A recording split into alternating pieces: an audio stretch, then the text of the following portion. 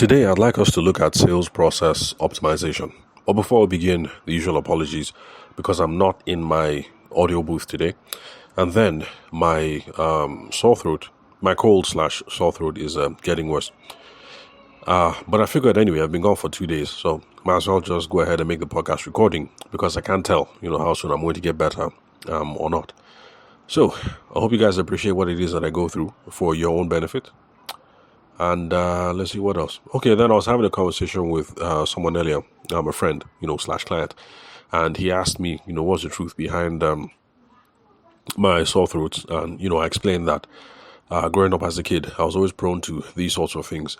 But then, I grew up and then they stopped happening. But then now that I have children constantly sneezing on me, sneezing and hacking and bringing stuff back from school. So I've started getting those things again.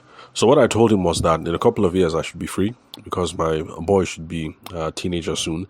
The baby should be a teenager in roughly 8 years. 7-8 years. The baby should be a teenager in 7-8 years. So in less than 10 years, I'm going to be free. So it was only after we finished the conversation that I thought that, okay, perhaps maybe there was some shade, going on there. Like, what's the truth behind, your sore throats and everything. So just in case there are a couple of you who are thinking in that line, I might as well just put it out here in the open that as far as I know, sore throats and colds and things like this, are not sexually transmitted. So it's not because I'm living la vida loca. That's the reason why I have these infections. But don't worry. They come and they go. So it's just part of life. So where was I? So today, sales process optimization. That is what I want us to tackle today. So first off, what is it? What is sales process optimization? Of course, if you check the interwebs or your business books, for those of you who have access to those sorts of things, you'll find technically correct definitions. But the working definition that I'm going to go with for the purpose of the podcast is this. That every single time you hear sales process optimization, we're just talking about making your proposals effective so that they address the main concerns that your customers have. Now, some of you are going to say, proposals, what does that have to do with me? Because as far as you're concerned, you don't issue proposals. But think of it in this sense. Don't think of a proposal as a document, but think of a proposal rather as a stage in business and selling conversations.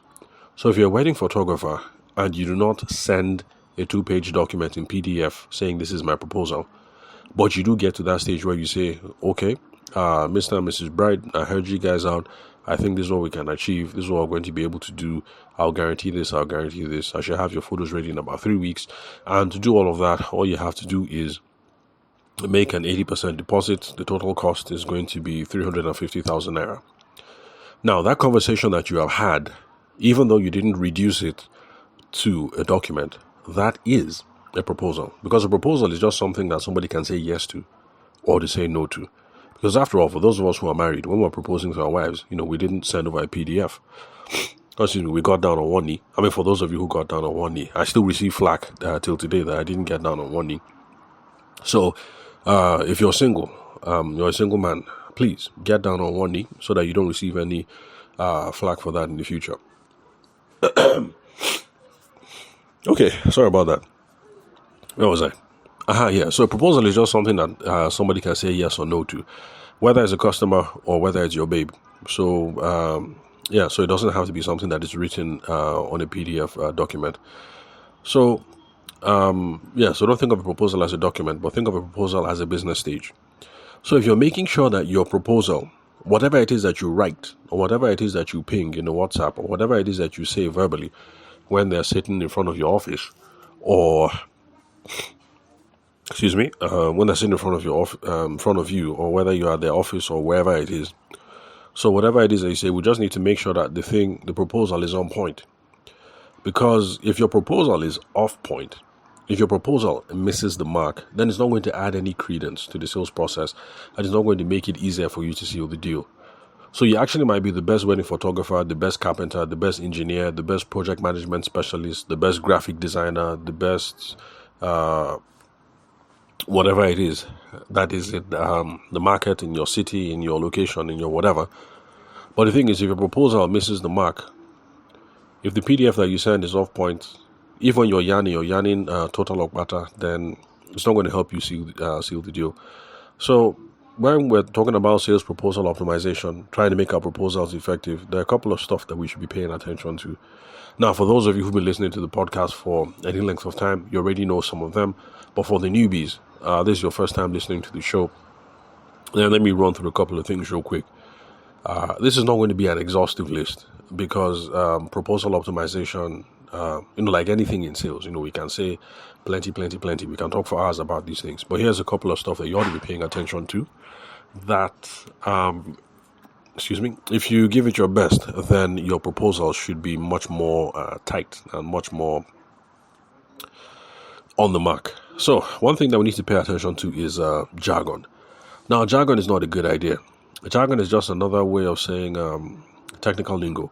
Now, the problem with technical lingo, technical words and stuff like that, it leads to confusion unless you're talking to a technically literate crowd. So, wedding photographers, you are not talking to somebody who is technically literate. So, stop talking about aperture and shutter speed and stuff like that. The average bride does not know what's up and you're just confusing her. It's another thing that adds to the mix. So don't say stuff like that. However, I spoke about you project management specialists. If you're a project management specialist and you're trying to design a system for people in the oil and gas space, that's different. You're a specialist, the person is an engineer, blah, blah, blah. So you guys can be talking your technical jazz because, it's your people. So you will understand yourself. So when you're not dealing with a technically literate crowd, just keep the jargon to a minimum. Some people like to use the jargon because it helps you to build credibility. So back in the day, I'll see some new people coming into the field, wedding photographers. We'll be talking about, ISO, aperture, blah, blah, blah, micro, third, fourth camera, full frame, something. Yeah, I get it. When you talk like that, some people be like, this guy knows this shit. Like, we have to use this person because he's talking Nikon D3 something, full frame, whatever camera, aperture, this, blah, blah, blah, night control, ISO.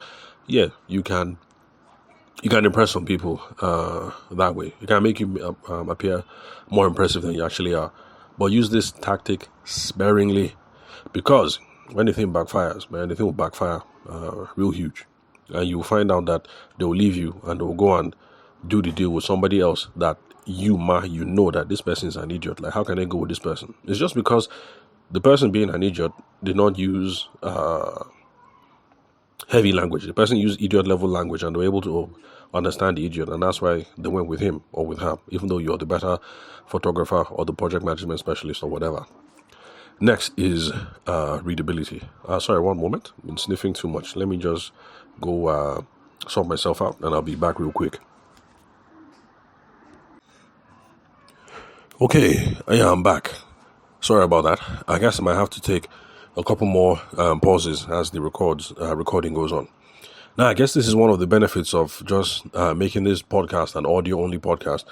Because actually, if you guys could see me, I don't think that would be a good idea, making a podcast episode this way. Yeah, with puffy eyes and sniffles and all that. All right, so jargon, that's the first thing. Keep your jargon down to a minimum unless you're talking to a technically literate crowd. So, if you're a professional accountant, because there's a body in Abuja called the Association of Forensic Accountants, blah, blah, blah. I think those are the people you call in when you think your accountant is doing you ojoro, or you feel like people are embezzling money here or there. I need a specialist to dig deep and find out, what's the 411, what's going on. So those are the people you call. So if you're a forensic accountant and you come in and you're talking to the CFO of the organization and fellow accountants, yeah, sure, no problem. You can be telling them accrual this, cash basis that, net withdrawal this, blah, blah, all those gross this, net this, talk with your technical terms. That's cool. They understand you. But if you're a member of the Association of Forensic Accountants of Nigeria, and the person that you're talking to is a lowly, let's say the person is a lowly primary school principal, like at my own level, you're now telling the person cash accrual, net this, gross this, EBITDA, earnings before interest, depreciation, and you just lose the guy. So yeah, that's the thing about jargon. The next is readability. That's for those of us who send PDFs or invoices or whatever. Now, readability just means make this document, make it relatively easy to read. So you should be using sparse sentences. Don't do paragraph, paragraph, paragraph, paragraph. Small sentence, space, small sentence, space, small sentence, space. Because the average person is skimming. Even children of nowadays don't read again. They skim.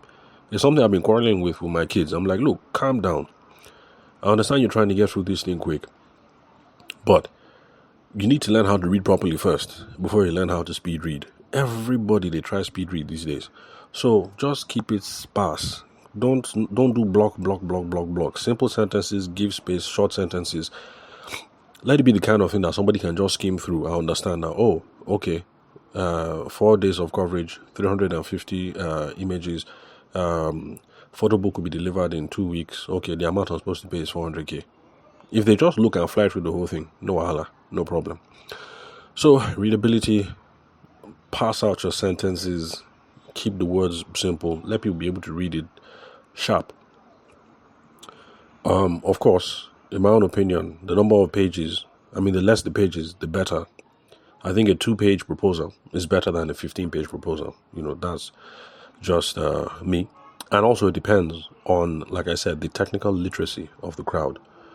So if you're dealing with, back to the accountant thing, you're a member of the Association of Forensic Accountants of Nigeria, and you're preparing a proposal for the CFO and the chief accountant and whatever. And yeah, sure, no problem. In that case, 15-page document, no Allah, because, it's all of you now. You will know yourself, so they will know how to read the whole thing. But as a common simple guy like me, when I say simple, I don't mean dumb. I just mean relatively speaking. As far as accounting is concerned, I'm a layman. So if it's a layman like me, one page proposal, that's all somebody like me needs. Let me understand. I know that, okay. Yeah, this thing is confusing and all, but okay, this is what this guy thinks we can do. This is how he thinks we can do it. He thinks he can do it by this date and he wants me to pay him this much. Okay, I agree. Yes, or I don't agree. No. Now, this is something that I think is a Nigerian problem, the next one. And I'll say turn the structure upside down. I'm assuming it's a Nigerian problem because, of course, I schooled here in Nigeria now, just like most of you guys listening to the podcast. But then, by the time I got for my master's, I just realized that the way we Nigerians write, we have a unique writing style. First off, we're verbose, as in we use a lot of words. I've used plenty of big language. And then the structure of our essays or proposals is different. What we do, and that's how we've been taught over here, is we start from premises and then we go to conclusion. So we start off by saying, based on this condition, based on that, based on this and this and this, and this leads to that and that leads to that. And then the conclusion is going to be the final paragraph. So for the purposes of exams, those of you who are still in uni, follow that structure. Start from your premise, argue all the way, get to your conclusion. In fact, for those of you who are currently doing your undergraduate in law, please start from your premises, show your work, then the final paragraph is going to be conclusion. So for the purposes of school, those of us who are still in school, this is how you do it. Premises to conclusion. Now, for business purposes, turn the thing upside down on its head. Say the conclusion first, then go into the premises. For business purposes, your first paragraph should, first of all, that's another one. First of all, talk about your customer, your client, show your understanding of their problem and their situation. Don't talk about you. Don't talk about you. Don't talk about your passion, your founding history, your board of directors, blah, blah, blah, things like that. If you must put all those things, all that one, founding history, my passion is photography, my passion is my passion, that, blah, blah, blah, my unique vision. Put all of that in the end. The beginning should be, say something about them. Okay, no. Let me go to forensic. That will make more sense. Since most Nigerian wedding photographers don't submit proposals anyway, don't submit written proposals. So, forensic accountant. So you start off with the person that Shashegmon Primary School is the leader in something in Abuja, blah, blah, blah, blah, blah. You've spoken about them. Then next, you now do Niger writing, but then you turn it upside down. You start with your conclusion. You will now say that my conclusion for Shashagbon International Primary School is that we pursue this, that, to try and uncover fraud, outline their books, and blah, blah, blah, blah, blah. You will now start going into details. Now, the reason for your recommendation is this, that because if you understand correctly, this has been going on, that has been going on, you need this material, you need that material, you want to do this, you want to do this. If you do this, it might show this. If you show this, it might show that. That's where you now enter the whole story. So, excuse me. But for the purpose of business writing, the thing is, the reason why we turn it upside down is when the owner of Shashagbon Primary School holds this proposal, he should be able to read the first two paragraphs and understand that, oh, okay, this is where this guy is going to. As in all these 2 pages, the whole point of these 2 pages is to say this is what we're supposed to do. So, in fact, what I recommend for people to do, for salespeople that I've worked with when it comes to these sorts of things, I tell them, just go ahead, write your proposal normal, as you normally write it. I don't touch it. When they bring it, I now say, okay, please send it to me, soft copy, Microsoft Word. When they send it soft copy, all I do is I just cut and paste, copy and paste. I just turn the whole thing upside down. I send it back to them. Some people see it and get the point, like, oh, okay. But then some people, you know now, it's how I've been taught to read in Nigeria, so some people just don't like it. But some people get it like, oh, okay, I didn't add anything to it. All I did was I just turned it upside down. And so the effect is still the same. So, for academic premises, they show it to a conclusion. But for the purpose of business persuasion, at least in Nigeria and in Commonwealth-based countries, so Nigeria, UK, I'm assuming Malaysia, Australia, that sort of thing, start with conclusion first, then I'll show your work later on. Let's see what else. Okay, technical. Sorry, hold on. Let me go sort myself up, and I'll be right back. Okay, all right, I'm back. And by the way, if any of you is going to give me a 1-star or a 2-star review just because I've been sniffling in this episode, I'm going to hunt you down and I'll knock you on the head. So still leave your reviews 5 stars. Yeah, so where was I? Let me see. Okay, yeah, so turning proposal upside down. Okay, that's cool. I came up with, what was it? Okay, Shashagbon. Yeah, I remember Shashagbon because I think it was one of our textbooks back when I was studying law in Obafemi Awolowo University, the greatest university on the African continent. In fact, the greatest university in the world. Where was I? So, now, technical data.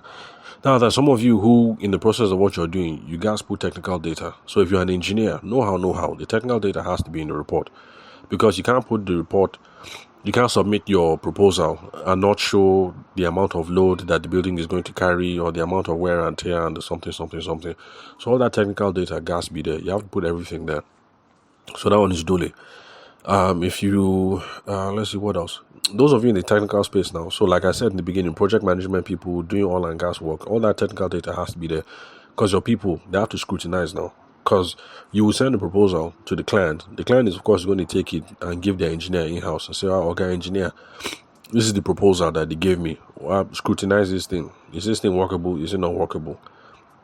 If it's workable, how can we reduce money? Blah, blah, blah. So, excuse me. So all your technical data has to be there for those of you who are writing stuff. But the thing is, just know that you shouldn't be putting this thing in the beginning because it's overwhelming and confusing for most customers. So yes, Oga MD is the person who is going to receive the report. But like I said, turn the whole thing upside down. Let Oga MD or whoever it is, if you're an architect, let mommy and daddy who is reading the report, let them see and understand, okay, that this is where you're heading. Then the technical data and all the overwhelming and confusing stuff now will be in the middle. So that if daddy and mommy see it and they like it, they said, okay, yeah, this house thing, it will work. Then for technical recommendations, maybe they'll show that one to their child who just finished studying architecture or just finished studying civil engineering to say, hey, Kunle, this is what the person showed me. Like, I like the drawing, but you look at this one, see if it makes sense. So that's how you structure it. All that technical stuff, all that data, all your diagrams, all your everything is going to be in the middle. Now, for wedding photographers, okay, photographers don't do it. Let's see, what else can I use? Anybody, you get the point, Sha. For those of you who are doing non-technical stuff, There's no need for this. For those of you who are doing highly technical stuff, it has to be there because you have to show your homework because people need to know how you arrived at your conclusions. Now, does it have to be pretty? Your proposal, does it have to look fine? Now, it's not a bad idea to have the marketing people look at it and give the thing color, give it font, write letterhead, you emboss this place, and you what's the opposite of embossing? Embossing is when you do the thing and then the letters will now come up. Then the opposite of embossing is what? Is it depression or whatever? Anyway, so you emboss or you depress or you do. So yeah, you make the whole thing look fine. So does it have to be fine? In my own opinion, I don't think so. It depends. As things get more technical and more complex and more whatever, I guess it's going to look good that even though the 30 pages inside the proposal are normal printing on Microsoft Word, it might help if the first page is nice, glossy, embossed with correct logo and everything. You now do a spiral binding, but you don't do this plastic spiral binding that you do when you go to a business center, the local business center that is around the neighborhood. You give it that spiral binding, that correct one, that one that looks like it's metal, everything is nice and shiny. You now package everything and you send it in. So it depends. Yeah, but in my own opinion, I pay more attention to all the other things we've been talking about. What's the structure? How readable is it? Things like that. How relevant is it? But yeah, if you have time to make it look pretty, then by all means, yeah, sure. Yeah, pretty the thing up. But if you're going to prettify the thing, don't use your own eyeballs. Other people have specialty in these sorts of things. Just go and give it to the person who knows what's up. So, excuse me. So, like back to this whole cyber cafe thing. If I'm going to beautify something, I won't use my own eye and do it because what do I know about Microsoft Word and layout and everything? I'm better off sorting out the text. I take it to the cyber cafe and I say, hey, bro, how now? Our business. I beg you, help me work on this proposal. They're the ones that will now know that, okay, for the title page, I will increase the text to size 20 or whatever. Then in the middle of the middle of the proposal, for header, you now use H1 graphics, and that is size 16 font or size whatever font. So, don't try and freestyle this thing on yourself. The thing is, the people who own this cyber cafe, if you just go to the cyber cafe, just to format the thing, you've already done the whole stuff. I don't think they'll collect more than $100 from you. At least in this part of Abuja anyway. I don't think they'll collect more than $100 from you. Is if you want them to type the whole thing that it will now cost you. But you typed it and you say, bros, just format this thing and print. I don't think they'll collect more than $100 from you. So you must beautify. Go and look for the people who know how to beautify. Don't use your own eye because the thing will not blend. You will now use font this on the heading here, and you now use font, something on another heading. It just won't add up. And I know because I've done this before. I beautified the whole thing. I thought it made sense, and only for people to start telling me that font is off and this and this and this and this and that. Anyway, you catch my gist. So it's just $100. Take it down to the cyber cafe. Have the people look over it for you. Let them format the whole thing. I'm sure in Abuja and in Lagos, the cyber cafe definitely will have one of the employees who know how to do the whole. You take your letterhead, you shift the logo, you do this, you do that. Let them prepare the whole thing. Make it nice for you. Make it look real good. So next, let's say relevancy. Relevancy is just making sure that you've understood the problem adequately from the customer's point of view. This is what determines whether something is on point or off point. So if they read this document and they say that this guy didn't understand our vision, back to the architecture thing. If mommy and daddy look at this thing, but they're like, this guy didn't understand our vision, you already lost the proposal because they spoke to you.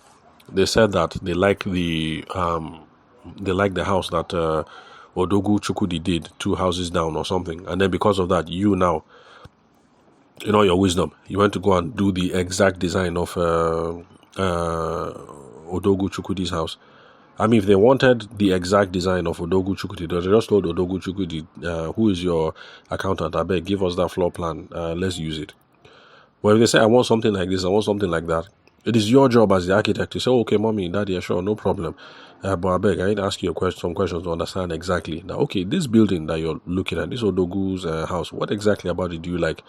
Is it the facade? Is it the this? What about the this? What about the that? then you know all the questions that you architects have to ask.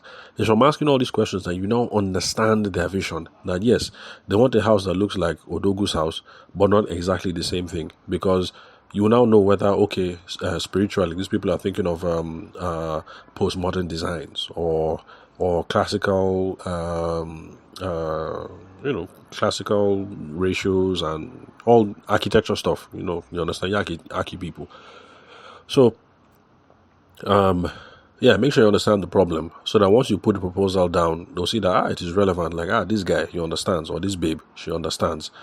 Then you will now start pricing whether you're going ahead or not. So make sure everything is relevant. Then, 25 minutes. Okay, you know what? This is what I'll do. So I'll stop giving you guys a nightmare. For those of you who can't stand ASMR during audio recordings, I'll pause, I'll sort myself out, I'll come back. Then I just finish this thing in another 5 minutes. Okay, alright, I'm back. Now let me see if I can bring this thing to a close. Where was I? Oh yeah, there's something I forgot to tell you guys. Sometimes I reach out to a bunch of you and you guys are like, what's the YouTube link? What's the YouTube link? And I say, sorry, my podcast is not on YouTube. It's on Spotify, it's on iTunes, and blah, blah, blah. And there's a whole host of people who do not like listening to podcasts on the podcast catcher. Like my wife is one of them. So there's some podcasts that she has no choice. She has to listen to it on the podcasting app. Like Daily TV Mass, because we're both Catholic. But the Daily TV Mass people, they're not on YouTube. They have their own proprietary app.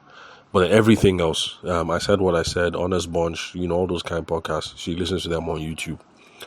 So, for those of you who are YouTube people, you'll be happy to know that YouTube has finally sorted out the whole podcasting thing. So my audio is going to be available on YouTube pretty soon. I've done all the paperwork, I've done video submission, I've submitted the RSS feed and everything.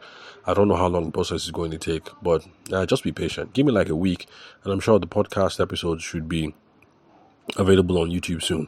So if you're one of those people who's been listening to the podcast, but you've been using the web link, because you don't want to download Spotify or any other podcast player, don't worry. It's going to be on your dearly beloved YouTube pretty soon. So, that's it. I'm going to be available on YouTube. But it's just going to be audio. It's not going to be video. So you're not going to see me with puffy eyes and big nose sniffing and all that. Let's see. Okay, yes. So, before you submit the proposal, make sure you confirm your premises before you send out the proposal. Now, for those of you who've been listening to my show for a while, you know my proposal. What I'm going to recommend. This thing should be by phone call. It should even be face to face. Worst case scenario, video phone call. Don't try and confirm over email. So sit down with the proprietor of Shashagbon School, and then you tell Kabiesi. Okay, let's say his name is Kabiesi Shegun. Okay, so Kabiesi Shegun. Okay, thank you very much. Blah blah blah. So, if I understand correctly, the reason why you called me in is because you think you have an accounting problem. You think people are stealing from you because of this, that. Is that correct? You have to ask and let him say, Benny, or he will say, that's not it. And then you now know that you have to go back and start asking more questions to try and figure out what the problem is. So, or the architect example, you say, okay, daddy, mommy, I think I understand right now the kind of house that people want to build. You don't want it to be like exactly like Odogu's house, but you like this and this and these elements, and we can incorporate these sorts of things and still incorporate local elements into design and bond bricks and everything so that it can fit your own unique sense of style. Have I understood everything correctly? And then you hear mommy and daddy say, yes, my son, you've got it correctly. Or, no, my daughter, you didn't quite get it. This, everything that you were saying makes sense. But when you mention bond brick, I didn't say bond brick. So you need to ask. Because if you are thinking you want to be a clever architect and you want to deliver this sort of thing, and at the end of the day, you now put bond brick in the design and stuff like that, they'll see bond brick and they'll be worried, where did bond brick enter into this matter? You might be thinking it's a stylistic, elegant choice or whatever, but bring up all these things, up. Confirm your understanding, confirm your premises, confirm all your conclusions, confirm everything. The reason why I say do this over the phone or do it face to face is because face to face, if you're missing the mark, you will see it from the person's face that you have started talking off point. When people start glazing over or they start frowning, or there's a way you can see each other that, okay, all this thing I'm saying is not, I'm missing the mark. So that's the reason why I say face-to-face or phone call. Phone call, if you can't do it face-to-face, is because it's easy for somebody to interrupt you and say, oh, no, actually what I said was this, that. And your own job is not to argue and say, no, actually, madam, you said this. Just take it out. Oh, okay. Just make sure that you confirm again before you put everything down on paper. Now, some of you don't like this whole confirming your premises thing before you send. You want to prepare the proposal and then you now send it. Okay, no problem. But this is what you do if you're one of these confirmed people. At the very least, before you send the proposal, or on the day of sending the proposal, call the person and talk them through the proposal that same day, on the day of sending. This whole thing of you send the proposal January 1st, you now call back January 14th to say, oh, I'm calling to follow up to find out how far. Of course they're going to ghost you. I mean, like, what do you expect? You send the proposal January 1st, and like, what do you think? Don't you know that they're talking to 2 or 3 other architects? Of course they're going to ghost you. So, as you're sending the document, you say, oh, daddy, I'm emailing it to you now, but just stay on the phone. I want to confirm whether you've seen it. Okay, daddy, I've sent it. How far? Have you seen it? Have you seen it? Okay, is mommy there with you? Okay, you people on the iPad. Just give me 5 minutes, please. There's something in the proposal that I want to explain to you people. So just open it on the iPad. Then while you're there on the phone, you now be talking to them and you now start talking them through this whole whatever. That this and this and this based on Odogo, whatever. I now thought I should put bond bricks because it is hypermodern. Sorry, not hypermodern. It is classical modern design. Nigerian influence will make your house one in town, blah, blah, blah. Start talking them through specific parts of the proposal. Not a 30-minute presentation. Just 5-10 minutes. Walk them through quickly. So this way, you know that at least they've given your proposal a once over. So that whole thing of you send it January 1st, you now call January 15th, you know, how far, I'm just following up. I say I should greet you, blah, blah, blah. This is how people enter into ghost mode. So, so at the very least, for those of you who want to finish and then send it that day, you know, talk them through the proposal that same day. Now, when you're doing that, make sure you get an advancement after this proposal stage. So, after you say, oh, daddy, is mommy there? Okay, open to page this on the PowerPoint, blah, blah, blah. Finish the whole thing and then ask them, what would you like to do next? And then keep quiet and then hear. Whatever they say, that is your advancement. That is the next stage you need to do. By the way, if they say, let me think about it, that's not a good thing to hear. But anyway, we'll talk about that in a future episode. So I prefer that you say what the next step should be, but some of you don't want to be rude. So ask them, what would you like to do next? And then keep quiet. The way I prefer it is you be more assertive. You can say something like, okay, mommy, most of our customers usually take like 3 days to review this proposal. You know, would that be okay for you?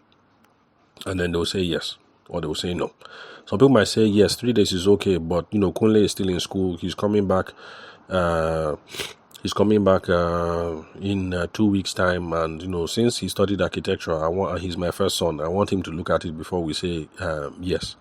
So, but see, this is the thing. Now that you've brought up this thing and they are now saying it, you yourself, you now know that, oh, okay, normal. They would have taken 3 days to look at this thing. But they want their first son, Kunle, to come home from writing exams from UI and then to look at the whole thing. Because, you know, we're getting old.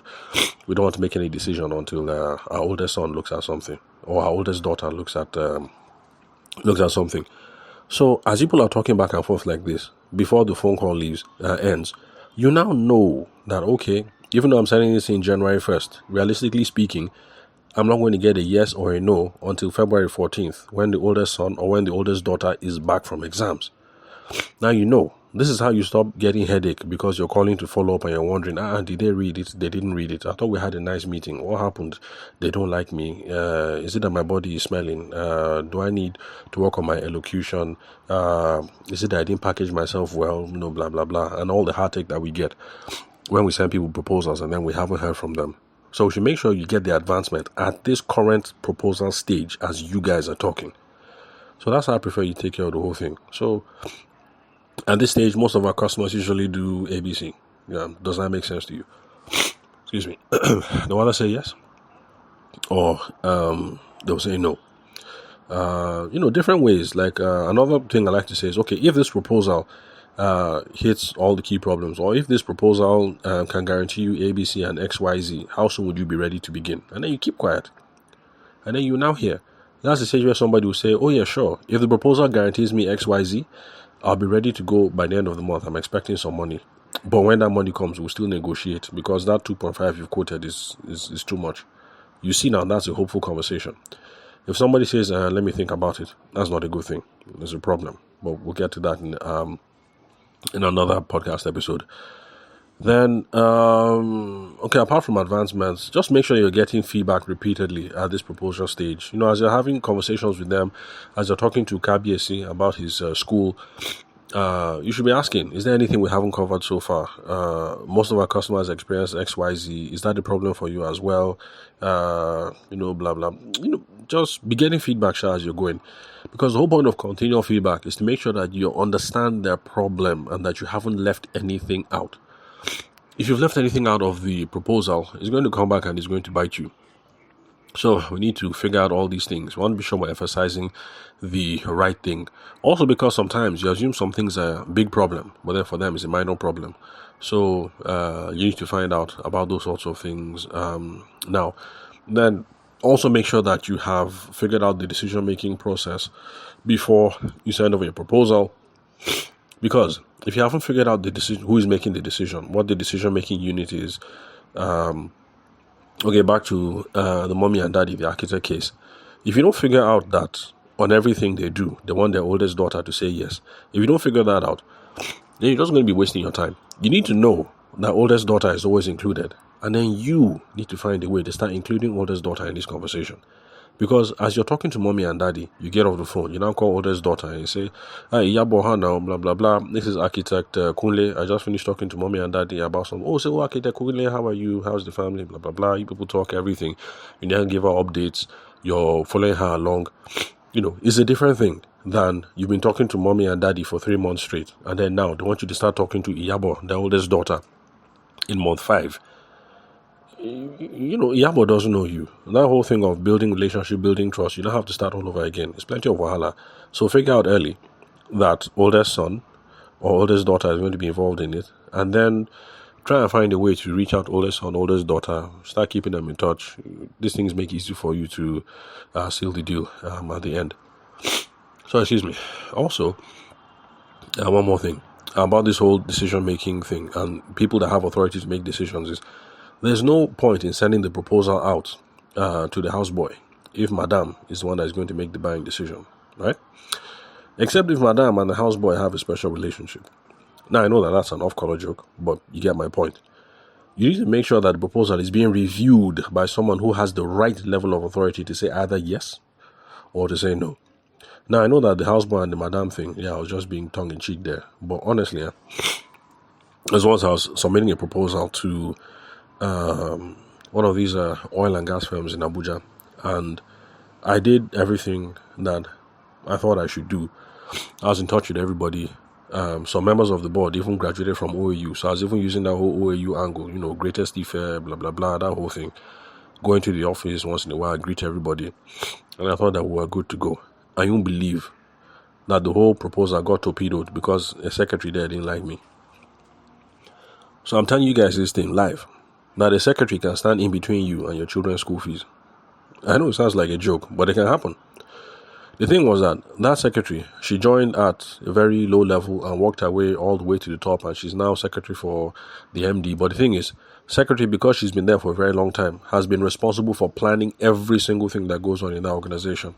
I didn't do my homework, so I didn't know how important this secretary was. And it was one of those days that I was having brain touch, so I didn't pay her respect. And to be honest, that's how everything just died. She had her own person. So decision-making authority doesn't always mean you're looking at Oga and MD and all whatnot.